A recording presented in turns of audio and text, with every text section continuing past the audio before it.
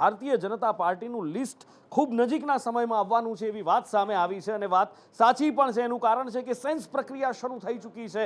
26 બેઠકો ઉપર સેન્સ પ્રક્રિયા શરૂ થઈ છે અને કાર્યકરો દ્વારા એક સુરે અમિત શાહના સુરમાં સુર પુરાવ્યો છે. સર્વસંમતિથી લોકોએ અમિત શાહના નામનો પ્રસ્તાવ મૂક્યો. 10 લાખથી વધુ મતથી જીતશે એવો સંકલ્પ પણ લેવામાં આવ્યો છે. ગાંધીનગર લોકસભા બેઠક જ્યાંથી અત્યારે દેશના ગૃહમંત્રી અત્યારે સાંસદ પણ છે અને ફરી એકવાર એમના નામનો પ્રસ્તાવ મૂકવામાં આવ્યો. એક સુરે પ્રસ્તાવ મૂકવામાં આવ્યો હતો.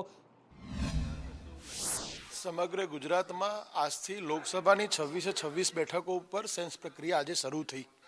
એમાં ગાંધીનગર લોકસભા વિસ્તારની સેન્સ પ્રક્રિયા આજે માન્ય આપણા ગૃહ રાજ્યમંત્રી શ્રી હર્ષભાઈ સંઘવી સાહેબની અધ્યક્ષતામાં થઈ.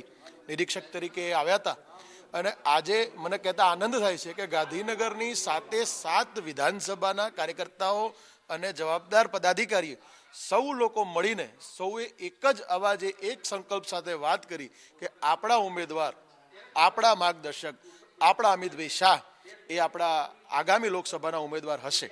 કારણ કે અમિતભાઈ શાહ સાહેબે નાનામાં નાના પ્રશ્નો ને વાચા આપવાનું કામ કર્યું છે.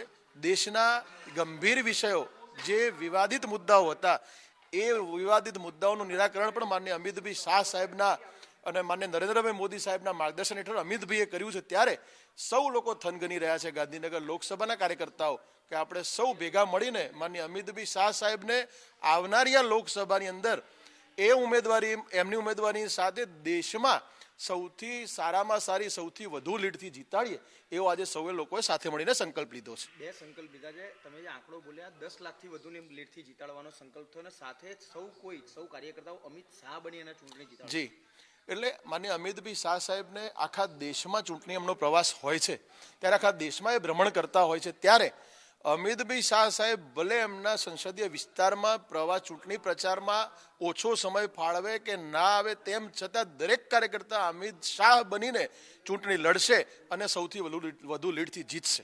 10 લાખનો કોઈ આંકડો હતો એવું કંઈ? આંકડો એટલે દેશમાં સૌથી વધારે લીડથી જીતાડવાનો સંકલ્પ સૌએ સાથે મળીને લીધો છે.